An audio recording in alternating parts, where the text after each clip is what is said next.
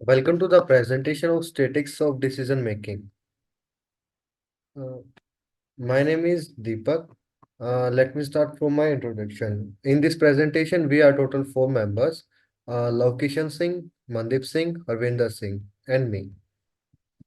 Let's start with the data overview. I have acquired data from Kaggle, and the data is all about the credit risk of German. It has 1000 rows and 11 columns. To meet the requirements, we have 7 columns of categorical data such as gender, job, housing, saving account, checking account, purpose, and risk. For description, you can look into the assignment and numerical data such as age, credit amount, and duration. Then we are starting with the geographical representation. I begin with analysis. I first explore the data and look for the patterns that would give some valuable information about the data. I had created a graph to understand the relationship between the impact and other variables. Then these are the numbers variables I analyzed. Basically, I look at the histograms of these variables to check which part of data contributing most in it. Then the age histogram represents different ages of different individuals in our data. From the graph, we can see the most of the individuals have age ranges between 22 to 49.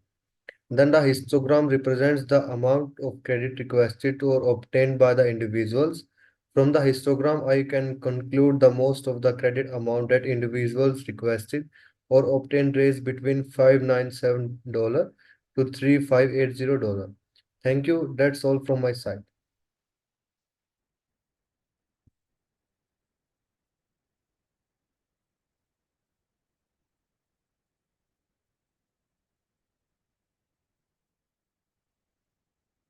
Hello everyone, my name is Lavkishan Singh. Today I'm going to discuss about from slide 8 to 12.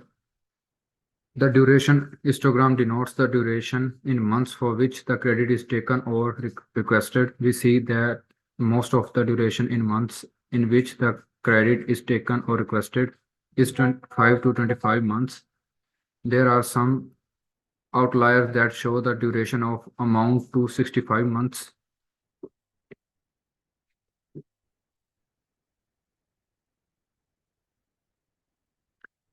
To check how strong is the relationship between the numerical variables and the response variable, I found the correlation. All these numerical variables didn't have a strong linear relationship with response variable. We can't analyze any pattern either using scatter plots. Now we will look at the categorical variables to determine which qualities are more responsible for the credit risks. To analyze the category variable for the categorical variables, I had made pie charts and bar charts to better grasp what the data had to say about how credit risks were applied. The gender distribution is seen in the bar graph, which has 310 females and 690 males. It highlights the male majority in population and gives a visual depiction of the relative proportions. The distribution of jobs is depicted by the bar graph, which shows that 630 people work in type 2 of employment, 200 in job type 1, and 148 in job type 3, and 22 in job type 0. Thank you.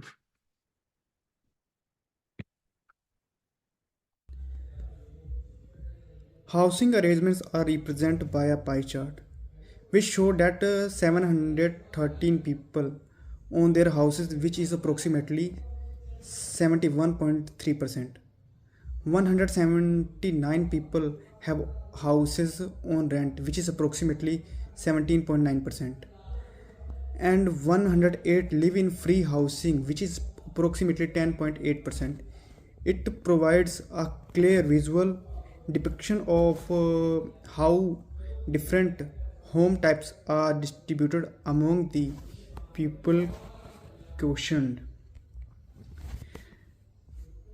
As saving accounts indicate the status or level of saving in the individual's saving accounts. The distribution of saving accounts is shown in the pie chart. 183 people are labeled as NA. 603 have a little saving counts. 103 have a moderate saving count. 48 have a wealthy saving count, and 63 have a very rich saving count. This graphic depiction shed light on the range of saving accounts situation among the people who were polled. A checking accounts reflect the status or level of fund in an individual checking accounts. The status of checking accounts is shown by a bar chart where 274 people have a small status, 269 people have a moderate status, and 394 people have NA status, and 63 have a rich status. This graphic illustrates how the population under survey has a wide range of checking accounts statuses and allow for a easy comparison across various categories.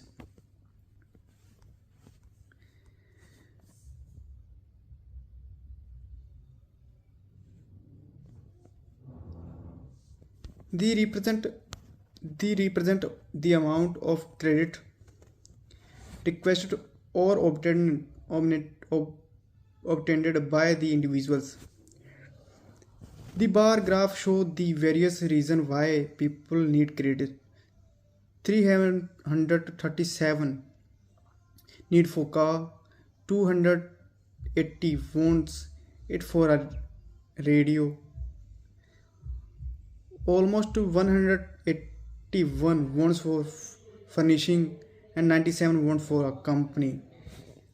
59 want it for a schooling, 22 want it for repair, 12 want it for household requirement, and 12 wants it for holidays. The graph indicates the level of risk associated with the individuals, often in the context of credit risk. The degree of risk connected to specific people is depicted in the pie chart, especially when considered credit risk. 300 people are in a poor position, suggesting they are at risk, while the remaining 700 people are in a good position, showing they are potential for risk. A statistical techniques called hypothesis testing is used to draw conclusion about the population from a sample of data. It entail developing two hypotheses: an alternative hypothesis that proposes a substantial effect, and a null hypothesis that indicate no significant effect or differences. Null hypothesis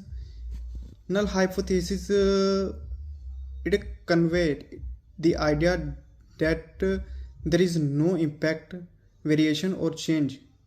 We will be putting our test up against it. Alternative hypothesis. It convey a claim about the changes, effect, or distinctions. That's why what we intend to show it.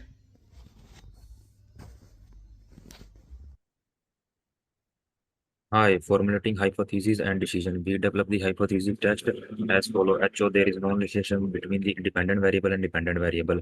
H1, there is a relationship between the dependent variable and independent variable. Next one is statistical decision, p-value, probability of rejecting the null hypothesis if is it true. Common selections are 5% and 10%. Decision, select the appropriate variable for the modeling p-values which are less than 5% of the significance level 0.5. Simple linear regression. Simple linear regression is used to evaluate the association between two quantitative variables. Y is equal to a plus bx. A is the intercept, b is the slope. Model 1 of 1. The model has low R square, suggesting that it may not explain much the variability in the dependent variable. Next is model 1 of 2. Like the first model, the second model has a low R square, suggesting that it may not explain much of the variability in the dependent variable. Next is assumption of linear regression models. Linearity, independence of residual, constant variance of residual, normality of residual, dependence of predictors, constant variation of predictors. Multiple linear regression. Multiple linear regression is used to assess the association between two or more independent variable and one dependent variable. Y is equal to a plus bx plus cx square plus dx cube. A is intercept, b, c, d, and so on are parameter of equation. Model 1. The R square value is quite low, suggestion that only a small percentage of variability in the dependent variable is explained by the model. Comparison. For comparison of both models, we will check the R square, adjust R square and significance of coefficient. Significant of coefficient. Conclusion. Model 2 appear to have a slightly better fit based on higher R square values and the inclusion of additional predictors. The significance of individual coefficient should be considered for both models. Thank you, and this is present B all over.